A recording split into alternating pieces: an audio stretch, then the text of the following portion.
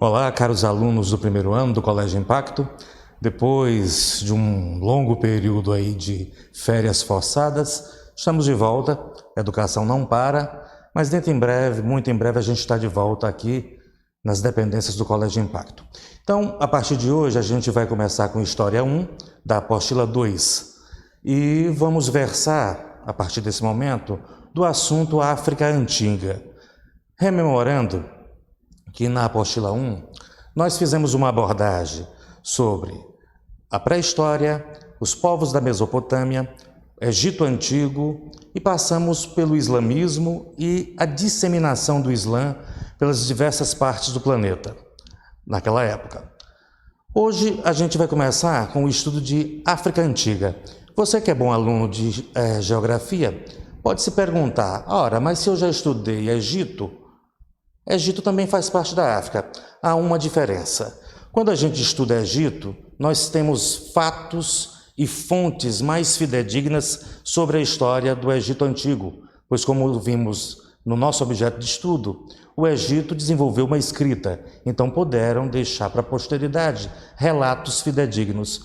No caso da África subsaariana, restante do continente, há uma dificuldade maior nesses relatos e nessas fontes. O que a gente tem hoje são relatos orais, que vão passando pelos anos, e relatos que são resgatados pelos antropólogos, pelos arqueólogos e pelo trabalho dos historiadores.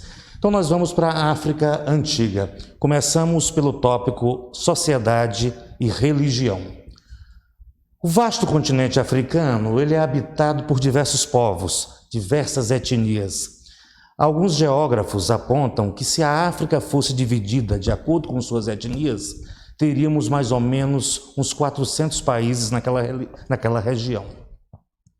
Dentre os reinos que nós temos na África Antiga, nós temos o Egito, que já foi objeto de estudo no primeiro bimestre. O Egito deu origem também a um outro reino, o reino Kush. Nós temos o reino Axum, que não é muito explorado nos estudos aqui no Brasil, e os mais explorados na nossa historiografia, para efeito de Brasil, são os reinos do Mali e o Império de Gana, e nós vamos ver cada um em cada tópico. Dentro da formação desses grandes reinos, nós temos uma sociedade de aldeias. Como é que essas sociedades de aldeias se formavam? A partir da fidelidade com a relação de parentesco. Cada aldeia tinha ali uma relação de parentesco e fidelidade com aquela liderança. Aldeias, diversas aldeias, poderiam formar uma confederação e cada aldeia dessa indicava um líder que estaria representado nessa confederação de aldeias. Cada líder dentro de uma confederação. Notadamente, se uma confederação dessa se formasse, teríamos ali a origem de um reino ou de um império. Mais adiante a gente vai ver essa diferenciação entre reino e império. Religião. Religião é um outro ponto, quando se estuda a África, que é de uma certa dificuldade, porque há uma diversidade de cultos. Cada etnia, cada grupo étnico, eles têm uma ritualística diferente, um culto diferente. Na maioria das vezes são cultos politeístas relacionados a fenômenos da natureza, a animais e outros tipos ali de manifestação religiosa. Vários ritos, também com utilização de sacrifício de animais, alguns até com sacrifícios humanos e entidades relacionadas às forças da natureza. Ainda falando de sociedade do povo africano e suas múltiplas facetas, uma das características do povo africano, que ainda persiste em alguns territórios, é da poligamia masculina. Ou seja, mais ou menos, temos que explicar que isso não era para todo mundo. Era para quem tinha um certo prestígio diante da aldeia, eles podiam praticar poligamia. Ou seja, um chefe tribal ou um guerreiro, ele poderia ter diversas esposas. O contrário poderia acontecer? Não. Apenas uma sociedade africana, mais ao sul, onde há a permissão de poligamia feminina. No geral, a poligamia masculina, sim, era fato entre os povos africanos antigos e ainda persiste em algumas sociedades africanas. Quando havia um chefe que liderava as diversas aldeias, ou seja, daquela confederação surgisse um líder maior, ali você tinha a formação de um reino. As aldeias mantinham a sua autonomia, porém haveria ali uma cidade, um rei, uma aldeia que ganharia uma formatação de uma cidade e ela exerceria ali uma liderança quando o chefe dessa aldeia, dentro de uma confederação, manifestasse esse poder maior. Então a gente tinha ali um reino sendo formado. O primeiro reino que nós vamos tratar é o reino de Gana. Dentre os reinos que tivemos na África Antiga, nós já abordamos em capítulo específico o Egito Antigo e os seus faraós, e desse contexto do restante do continente, ou seja, da África subsaariana até o sul da África, nós vamos tratar apenas de dois que são os mais importantes para o nosso objeto de estudo. São eles o Reino de Gana e o Império do Mali. O Reino de Gana, ele surge mais ou menos 300 anos depois de Cristo e vai sucumbir ou deixar de existir por volta de 1240 depois de Cristo. Eles vão entrar em decadência e vão ser dominados pelo Império de Mali. Reino de Gana, um importante reino africano da Idade Média, sendo localizado na África Ocidental, entre o deserto do Saara e os rios Níger e Senegal. Notem que todas essas sociedades elas buscam uma formação onde haja a fertilidade dos rios, não deixando de ter uma forte conexão ainda com o deserto do Saara, onde eles praticavam negócios. Esse território é um vasto território, foi um vasto território, porém ele está a 600 quilômetros a norte do atual país Gana, porque você pode pensar, já viu esse país em Copa do Mundo, já viu esse nome Gana em algum lugar, pode pensar que é o mesmo território, não é. O atual país que se chama Gana, ele está a 600 quilômetros, certo, de onde era o antigo reino de Gana. E o que significa Gana? Chefe guerreiro. Esse nome foi dado pelo povo ganês? Não. Esse nome depois é que foi ali então colocado para caracterizar esse reino. A política do reino de Gana era exercida pelo rei, que exercia o poder central e cobrava tributo das outras aldeias, das outras tribos. Como é que esse tributo era pago? Era pago geralmente em ouro. Essa região tinha muitas minas de ouro e também por sal. Aí você pode perguntar como esse sal era extraído. Esse sal era extraído do fundo das areias do deserto, certo? A capital do reino de Gana se chamava Cambi-Salé e de lá se irradiava toda uma rede de cobrança de tributos das demais aldeias e centralizava o poder dentro desse reino. O reino de Gana não teve uma característica de expansionismo. Esse reino ele não tinha uma característica de militarização. Quando é um império, e aí a gente vai falar do Mali, ele vai abocanhando, ele vai tomando as regiões vizinhas com um aparato fortemente militar. No caso do reino de Gana, não. Ele tinha ali uma formação com diversas aldeias, fazia comércio, fez comércio com povos que não eram os das suas aldeias, porém não tinha essa política militarizada, expansionista de dominação. Daí não ser um império, ser apenas um reino com as características próprias desse próprio reino. Bom, falamos de sociedade, porém sociedade ela tem uma dependência fortemente das suas atividades econômicas. Então, a atividade econômica do povo ganês, do reino de Gana, estava ali sedimentada na agricultura, subsistência, principalmente pela relação da fertilidade dos rios Níger e Senegal, rios ali que faziam parte do reino de Gana. A exploração do sal, como nós já falamos anteriormente, do marfim, que era um tipo de exploração comercial muito forte à época, marfim, todo mundo sabe, é retirado dos elefantes, e principalmente do ouro, que era abundante naquela região e por muitos e muitos anos era aquilo que o reino de Gana tinha de mais importante e de maior cobiça também de povos que, vezes ou outra, poderiam ali ameaçar o reino de Gana. O contato com os muçulmanos se deu ao norte. Quando a gente lembra do último assunto que nós estudamos, o islamismo, lembrar que o Islã ele vai sair da Península Arábica, ele segue para o norte da África e chega até a Península Ibérica. Então todo o norte do continente africano era dominado por islâmicos. Então os ganeses começaram a fazer fortes trocas naquela região. Os produtos que Gana tinha, ouro, principalmente marfim e sal, era constantemente feito o escambo ou a troca com os muçulmanos por produtos manufaturados. Como sabemos, os muçulmanos já tinham desenvolvido uma manufatura muito importante naquela região. Vamos para a religião. A gente já abordou religião num contexto geral, mas a religião do reino de Gana apresentava alguma diferença daquilo que nós já falamos? Um pouquinho. E é um povo que ele vai acabar se convertendo mais adiante.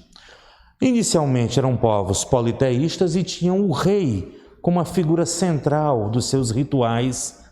Eles utilizavam muito da religião para afugentar exploradores, principalmente das minas de ouro, dentro de um caráter ali místico. Eles procuravam amedrontar as pessoas que pudessem entrar nas suas minas ali e explorar o que era do reino de Gana. Então a religião também tinha esse caráter de afugentar invasores, principalmente exploradores de ouro. Promoviam sacrifícios humanos, não era regra, mas quando tinha, digamos, uma seca, era oferecida a vida de alguém para os deuses em sacrifício, para que a fertilidade, para que o período de penúria, o período de adversidade pudesse passar. Então era feito uma espécie de sacrifício humano geralmente, para que uma adversidade passasse. Esses deuses dos ganeses, eles eram representados por figuras da força da natureza, figuras naturais, e com o tempo, com essas relações com os muçulmanos, os ganeses acabaram por se converter ao Islã. A gente vai falar dessa conversão quando especificamente tratarmos do Império do Mali, porque o reino de Gana vai entrar em decadência e o Império do Mali vai abocanhar, vai tomar esse território. E o Mali já estava convertido ao Islã. Bem, finalizando o reino de Gana, por volta do ano 1100 depois de Cristo, devido ao esgotamento das minas de ouro, o ouro acaba, Então, devido ao esgotamento das minas de ouro, vai haver um declínio e o reino acabou se enfraquecendo. Com esse enfraquecimento, foram facilmente dominados pelos povos chamados almorávidas. Esses povos almorávidas, eles se situavam onde atualmente temos o território do Marrocos, o país Marrocos.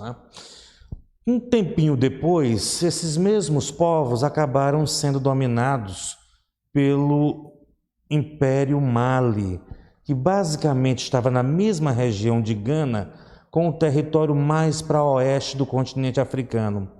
Primeiro, eles vão sofrer um declínio, vão ser dominados pelos povos almorávidas e, consequentemente, vão ser dominados pelo Império Mali. Tanto os almorávidas quanto o Império Mali já professavam a crença no Islã. Então, consequentemente, o reino de Gana acaba sendo dominado e agora se convertendo a essa religião monoteísta que era o islamismo. Passemos agora para o Império Mali. Império Mali. Esse império floresceu por volta de 1235 depois de Cristo e vai sucumbir por volta de 1670 também da era cristã.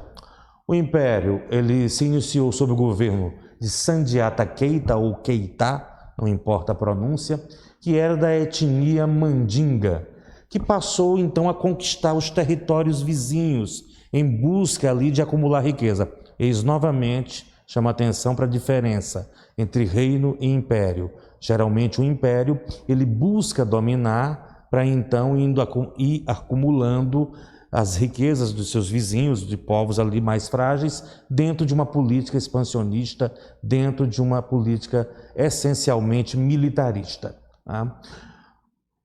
Sandiata Keita, ou Keita, vai ser o governador, o governante, o imperador que dá início a esse império, porém a figura mais exponencial, a figura mais importante, vai ser o neto do Keita, que é o Moussa Musa. Moussa Musa, ele dominou o Império Mali entre os anos de 1312 e 1337, e ele vai ser o elemento definidor da islamização do Império Mali. Ele próprio se converte e converte todo o território do Império Mali ao Islã. E isso se deu por quê? Pelas conexões comerciais e pelos contatos que eles tinham com os povos ao norte e os povos do Oriente. Feita essa conversão, há um relato importantíssimo, uma informação, digamos, acessória. Ele fez aquilo que a gente estudou lá em Islã, lá nos preceitos do Islã, tem um que é o Hajj. Pelo menos uma vez na vida, alguém que professa o islamismo deve visitar a cidade de Meca. Esse Musa, ele montou uma caravana com 1.500 homens, 100 camelos, aproximadamente 4 toneladas de ouro e levou até a cidade de Meca. De Meca, quando ele retorna, ele traz principalmente intelectuais árabes, pessoas que vão fomentar o Islã na região do Império do Mali e que vão construir universidades, principalmente a Universidade de Sancoré, na cidade de Cumbutco, que era uma das cidades mais importantes do Império Mali. Bem, para finalizar, vamos falar da economia do Império Mali.